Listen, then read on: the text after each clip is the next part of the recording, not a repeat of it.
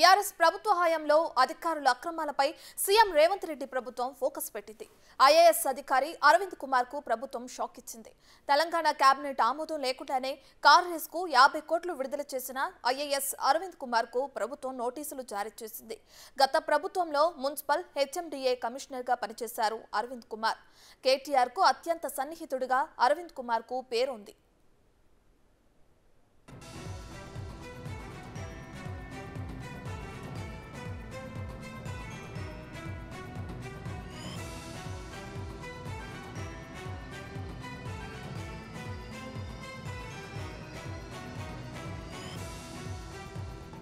Cabinet ఆర్థిక శాఖ అనుమతులు లేకుండానే హైదరాబాద్ లో ఫార్ములా ఈ రేస్ నిర్వహణకు హెచ్ఎండిఏ ఒప్పందం కుదుర్చుకుంది.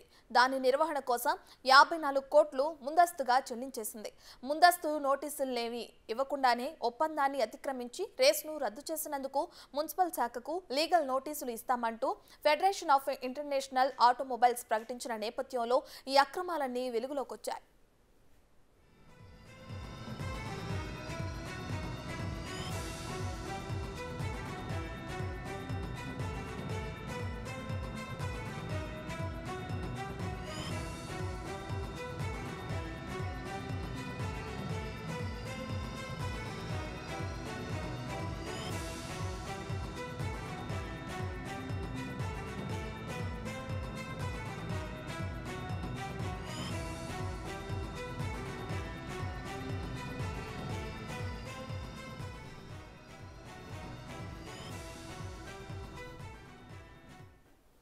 రైట్, ఇదే అంశానికి సంబంధించి మరింత సమాచారాన్ని మా ప్రతినిధి సాదిక్ అందిస్తారు. సో సాదిక్, అసలు కార్ రేసు విషయంలో ఏం జరిగింది? అరవింద్ కుమార్ కు ప్రభుత్వం ఎందుకు నోటీసులు ఇచ్చింది? రత్న, గత బీఆర్ఎస్ ప్రభుత్వం ఆగడాలు పుట్ట ఒక్కొక్కటి పగులుతోంది. వారు చేసిన అరాచకం పూర్తి స్థాయిలో బయటపడుతున్నట్టు సందర్భం ఉంది. ఐఏఎస్ అధికారులు, బీహార్ సంబంధించిన ఐఏఎస్ అధికారులకు అంటకాగిన బీఆర్ఎస్ పార్టీ ఒక్కొక్కరి అధికారుల యొక్క నిర్వాకం బయటపడుతుంది. పూర్తి స్థాయిలో కూడా కాంగ్రెస్ ప్రభుత్వం వచ్చినాక వారి భాగవతాలు బయట పెట్టే ప్రయత్నం చేస్తుంది. కేబినెట్ ఆమోదం తెలపకుండానే ఫార్ములా ఈ రేస్ సీజన్ 10కి సంబంధించినటువంటి ఆ కార్యక్రమానికి 54 కోట్లు విడుదల చేస్తూ కూడా అప్పుడు హెచ్ఎండిఏ కమిషనర్ ఉన్న అరవింద్ కుమార్ ప్రస్తుతం డిజాస్టర్ మేనేజ్మెంట్ ప్రిన్సిపల్ సెక్రటరీగా ఉన్నారు. ఆయన విడుదల చేయడం ఏంటని కూడా ప్రశ్నించడం జరిగింది. గత ప్రభుత్వంలో మున్సిపల్ అదేవిధంగా హెచ్ఎండిఏ కమిషనర్ గా పనిచేశారు అరవింద్ కుమార్. కేటీఆర్ కు అత్యంత సన్నిహితులుగా, కేటీఆర్ చేసిన ప్రతి పనికి ఈయన భాగస్వామ్యం ఉంది. దీని వెనుక డెఫినెట్ గా కేటీఆర్ హస్తం ఉందని కూడా వాదనగా బలంగా వినిపిస్తుంది. ఎన్నికల సమయంలో ఫార్ములా ఈ రేస్ కోసం 54 కోట్లు ముందస్తు చెల్లింపులు చేశారనేటువంటి అభియోగం ఉంది. ఇప్పటికీ ఈ నేపథ్యంలో ఇప్పటికే ఫార్ములా రేస్ సంబంధించిన వారు కూడా లీగల్ నోటీస్ ఇవ్వడం జరిగింది. దీంతో ఈ యొక్క విషయం బయటికి పొక్కడం జరిగింది. మంత్రికి తెలియకుండా, క్యాబినెట్ తెలియకుండా, అదేవిధంగా ఆర్థిక శాఖ తెలియకుండా ఆ 54 కోట్లు ఎట్లా విడుదల చేశారని కూడా ఆ ప్రభుత్వం ప్రశ్నించింది. దీని ద్వారా దాదాపు ఈ రేస్ కోర్సు వల్ల, అంటే ఫిబ్రవరిలో జరగబెట్టే ఈ రేస్ కోర్సు వల్ల దాదాపు హెచ్ఎండిఎస్ పైన, ప్రభుత్వం పైన 200 కోట్ల వరకు కూడా ఆ నష్టం వాటిల్లే అవకాశం ఉన్న నేపథ్యంలో ఈ అంశాన్ని ముందుగానే పసిగట్టినటువంటి కాంగ్రెస్ ప్రభుత్వం ఆయనకు షోకాజ్ నోటీస్ జారీ చేసింది. సిఎస్ శాంతకుమారి షోకాజ్ నోటీస్ జారీ చేసింది. నిధులు ఎదురుగా విడుదల చేస్తారని కూడా నిలదీసింది. చట్ట వ్యతిరేకంగా ఎట్లా ఒప్పందాలు చేసుకున్న విషయాన్ని చేస్తుంది. ఎందుకంటే ప్రభుత్వం దీంట్లో భాగస్వామ్యం లేదు. ఎందుకంటే హెచ్ఎండిఏ భాగస్వామ్యం లేకున్నా కూడా ఎందుకు ఈ 54 కోట్లు తీసుకోవడం జరిగింది. అదేవిధంగా అగ్రిమెంట్ అన్నదే ఫాల్స్ అని కూడా చెప్తూ జరిగింది. ప్రధానంగా చూసినట్టయితే మా మంత్రివర్గం, అదేవిధంగా ముఖ్యమంత్రి యొక్క వాళ్ళ యొక్క ప్రమేయం లేకుండా, వారి యొక్క సూచన లేకుండా ఎట్లా ఎన్నికల సమయంలో కోడ్ ఉల్లంఘన పాల్పడుతూ నిధులను ఎట్లా మళ్లించడం జరిగిందని కూడా నిలదీసింది. ప్రధానంగా చూసినట్టయితే సాదిక్, అయితే కేబినెట్ అనుమతి లేకుండానే అటు ఐఏఎస్ అధికారి నిధులు విడుదల చేసిన సంగతి సంబంధిత శాఖ అసలు ఎందుకు పట్టించుకోలేదు? అంటే తెలిసినా పట్టించుకోకుండా వదిలేయడానికి కారణాలు ఏవై ఉండొచ్చు అంటారు?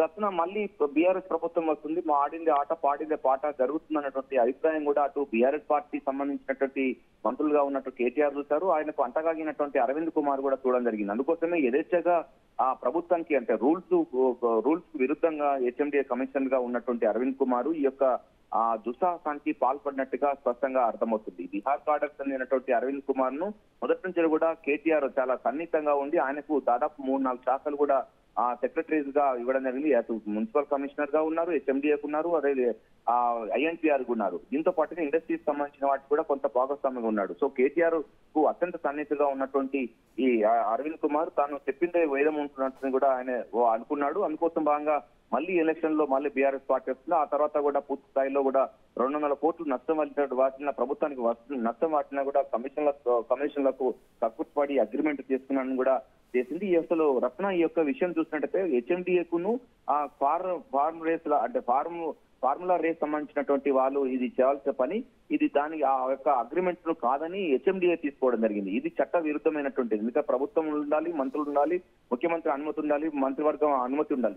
దానికి విరుద్ధంగా ఈయన అగ్రిమెంట్ చేసుకోవడం ఏంటని కూడా ప్రశ్నించింది. దీంతో పాటుగా ప్రభుత్వం తాజా కాంగ్రెస్ ప్రభుత్వం అటు ఈ రోజు ఈ కార్ రేస్ సంబంధించిన వారికి కూడా లీగల్ నోటీసు చెప్పింది. అదేవిధంగా అరవింద్ కుమార్ కూడా నోటీస్ జారీ చేసింది. మొత్తం కూడా 7 రోజులలోగా పూర్తి స్థాయిలో కూడా ఇవ్వకపోతే తగిన అటువంటి చర్యలు తీసుకుంటామని కూడా ఘాటుగా విమర్శ చేసింది. 55 కోట్ల వరకు కూడా పూర్తి స్థాయిలో కూడా అరవింద్ కుమార్ నుంచి రాబట్టేందుకు కూడా ప్రభుత్వం సిద్ధం అవుతుంది. సో ఈ అరవింద్ కుమార్ చేసిన అరాచకాలు అంతా ఇంత కాదు. గతంలో హెచ్ఎండిఏ సంబంధించిన ఉన్నప్పుడు సెక్రటరీగా ఉన్నప్పుడు ఇప్పుడు ఔటర్ రింగ్ రోడ్ సంబంధించినటువంటి దాన్ని కూడా వారికి లీజు సంబంధించిన ఈయన ప్రధాన పాత్ర ఉంది. తద్వారానే పూర్తి స్థాయిలో బీఆర్ఎస్ పార్టీకి నిధుల సమీకరణ జరిగిందని కూడా పిసి చీఫ్ రేవంత్ రెడ్డి అప్పుడే ఆరోపించడం జరిగింది. అరవింద్ కుమార్ చేసినటువంటి ఆగడాలు ఒక్కొక్కటి బయటపడుతుంది. ప్రభుత్వానికి కాకుండా మంత్రులకు తెలియకుండా ఏకఛత్రాధిపత్యంగా అటు బీఆర్ఎస్ పార్టీ ఏకఛత్రాధిపత్యంగా పాలన ఉంటుంది. అదేవిధంగా IAS అధికారులు కూడా అరవింద్ కుమార్ చేసినటువంటి ఆగడాలు పూర్తి స్థాయిలో ఉంది. ప్రభుత్వానికి తెలియకుండా ఒక అగ్రిమెంట్ చేసుకుని హెచ్ఎండిఏతోనే అగ్రిమెంట్ ఏ విధంగా చేసుకుంటుందన్న దాని కూడా తర్వాత విమర్శలు వస్తున్నాయి. ఎందుకంటే ఫార్ములా రేస్ సంబంధించిన వారితోనే అగ్రిమెంట్ వారు చేసుకోవాలి. దీనిలో ప్రభుత్వం కేవలం ఫెసిలిటేటివ్ గా ఉండాలి, ఉత్ప్రేరకంగా ఉండాలి తప్ప దీని ప్రభుత్వంతో సంబంధం లేదు. అయినప్పటికీ ఈయన యథేచ్ఛగా వారితో సంప్రదింపులు ఫోన్ ద్వారా సంభాషణ చేసుకుని అగ్రిమెంట్ చేసుకోవడం జరిగింది. అప్పుడు ఎన్నికల కోడ్ అమల్లో ఉన్న నేపథ్యంలో ఎలా చేసుకుంటారనే అభిప్రాయం కూడా తర్వాత విమర్శలు ఉన్నప్పటికీ కూడా అరవింద్ కుమార్ మాత్రం యథేచ్ఛగా ఫార్ములా రేస్ సంబంధించినటువంటి సంస్థలతో అగ్రిమెంట్ చేసుకోవడం అన్నది సర్వత్రా విమర్శలకు తావిస్తుంది. ప్రధానంగా ఈ అంశం పైన కూడా ప్రభుత్వం అయితే చాలా సీరియస్ గా వ్యవహరిస్తుంది. దీనిపైన 7 రోజులుగా వివరణ ఇవ్వాలి, లేకపోతే ప్రభుత్వం చర్యలు తీసుకుంటుందని కూడా స్పష్టం చేశారు. ప్రస్తుతం డిజాస్టర్ మేనేజ్మెంట్ విపత్తు నిర్వహణ సంబంధించినటువంటి సెక్రటరీగా అరవింద్ కుమార్ నాడు ఆయనకి ఇప్పుడు విపత్తు వచ్చిందని చెప్పవచ్చు రత్న. అయితే సాదిక్, అటు అరవింద్ కుమార్ మాజీ మంత్రి కేటీఆర్ కు అత్యంత సన్నిహిత అధికారిగా పేరుంది. అయితే అందుకే అసలు ఇప్పుడు నిధులు విడుదల జరిగింది అనుకోవచ్చు అంటారా? ఎగ్జాక్ట్లీ రత్న, ఎందుకంటే గత ఏడాది సంబంధించిన ఫిబ్రవరిలో హైదరాబాద్ మనకు హుస్సేన్ సాగర్ దగ్గర formula race season 9 formula race నిర్వహణ కోసం 200 కోట్లు ఖర్చు చేసింది. అది పూర్తి స్థాయిలో కూడా కేటీఆర్ యొక్క ఆధ్వర్యంలో జరిగింది. ఇందుగాను ఈవెంట్ సంస్థలైన గ్రీన్ కోర్పు సంస్థకు 150 కోట్లు, హైదరాబాద్ రేసింగ్ లిమిటెడ్ వాళ్ళు 30 కోట్లు ఖర్చు చేశారు. రహదారులు ఇతర సంబంధించినటువంటి అవన్నీ అంటే నగర సుందరీకరణ, అదేవిధంగా రోడ్ సంబంధించిన దానికోసం హెచ్ఎండి నుంచి 20 కోట్లు వాళ్ళు విడుదల చేశారు. అయితే ఈ ఏడాది సంబంధించినటువంటి ఫార్ములా రేసు ఫిబ్రవరిలో జరగాల్సి ఉంది. మళ్ళీ ప్రభుత్వం ఆదే వస్తుందని కూడా అనుకున్నటువంటి వీళ్ళందరికీ కూడా ఇప్పుడు చెక్ పడినట్టయింది. దీంతో ఫార్ములా రేస్ సంబంధించిన సీజన్ ఈవెంట్ రాష్ట్ర ప్రభుత్వం కేవలం మనం ఇప్పటిదాకా చెప్పుకున్న ఫెసిలిటేటర్ గా ఉండాలి, కానీ ఖర్చంతా ప్రైవేట్ సంస్థలైన గ్రీన్ కోను ఆ ఫార్ములా వాళ్ళే భరించాల్సింది. కానీ అందుకు విరుద్ధంగా గ్రీన్ కో సంస్థను తొలగించి హెచ్ఎండిఏ వాళ్ళు దీన్ని అగ్రిమెంట్ చేసుకోవడం జరిగింది. అసలు ఈ అగ్రిమెంట్ అన్నదే తప్పు. ఎందుకంటే అది ఫార్ములా రేస్ సంబంధించిన దాంట్లో గ్రీన్ కో సంబంధించిన వారితో కూడా ఇది అగ్రిమెంట్ ఉంది. అది కాదని ఉల్లంఘన దానికి సంబంధించిన అగ్రిమెంట్ ను కాదని హెచ్ఎండిఏకు ఏకపక్షంగా ఒప్పందం కుదుర్చుకొని ఈ యొక్క అవినీతికి పాల్పడ్డాడు అరవింద్ కుమార్. ఈ నేపథ్యంలోనే సీనియర్ IAS అధికారి ఈ విషయాన్ని పైన కూడా కోడ్, అంతేకాకుండా ఇప్పుడు నిధులు వచ్చినప్పుడు డెఫినెట్ గా అటు మంత్రివర్గానికి తెలియాలి, కేబినెట్ అప్రూవ్ కావాలి, మంత్రికి తెలియాలి, ముఖ్యమంత్రి కూడా తెలియాలి. కాకుండా ఏకపక్షంగా హెచ్ఎండి ద్వారా కూడా 54 కోట్లు కూడా విడుదల చేయడం జరిగింది. ఇదంతా కూడా కేటీఆర్ కన్సర్న్లో జరిగినట్టుగా స్పష్టమవుతుంది. మళ్ళీ ప్రభుత్వం వస్తుంది, 200 కోట్ల రూపాయల వరకు కూడా ఈ కార్ రేసింగ్ కు వస్తున్న నష్టం వాటిన అంటే హెచ్ఎండికి నష్టం వాటినా కూడా దాని ద్వారా పూర్తి స్థాయిలో కూడా కమిషన్ల కోసం చేసినటువంటి ఆరోపణలు అయితే బలంగా ఉంది. ఎన్నికల కోడ్ అమల్లో ఉన్నప్పటికీ కూడా ఆర్థిక శాఖ దృష్టికి తెలియకుండా ఈ ఉన్నతాధికారి చేసిన నిర్వాహకం వల్ల ప్రభుత్వానికి 200 కోట్లు ఖర్చు పడే అవకాశం ఉంది. సో ఈ నేపథ్యంలో వెంటనే అప్రమత్తమైనటువంటి ప్రభుత్వం అంటే సంబంధించినటువంటి గ్రీన్ కో సంబంధించిన సంస్థ ఈ గ్రీకో సంస్థతోని గ్రీకో సంస్థ వాళ్ళు ఏం చేస్తారంటే హెచ్ఎండిఏ సంబంధించిన వారికి లీగల్ నోటీస్ ఇవ్వడం జరిగింది. ఎందుకు మీకు ఫార్ములా రేస్ సంబంధించిన ఎందుకు చేయట్లేదు, ఆల్రెడీ అగ్రిమెంట్ చేసుకున్నారు, ఎందుకు చేస్తూ మీ మామూలు కాదని హెచ్ఎండిఏ ఎందుకు తీసుకుందని కూడా వాళ్ళు చెప్పడం జరిగింది. దీంతో ఈ విషయం బయటకు పొక్కడం జరిగింది. సో ఈ అంశం పైన కూడా చాలా సీరియస్ గా తీసుకున్నటువంటి రాష్ట్ర ప్రభుత్వం ఆయనకు లీగల్ నోటీస్ జారీ చేసింది. Ratna. Right, thank you Sadiq, thank you for the updates.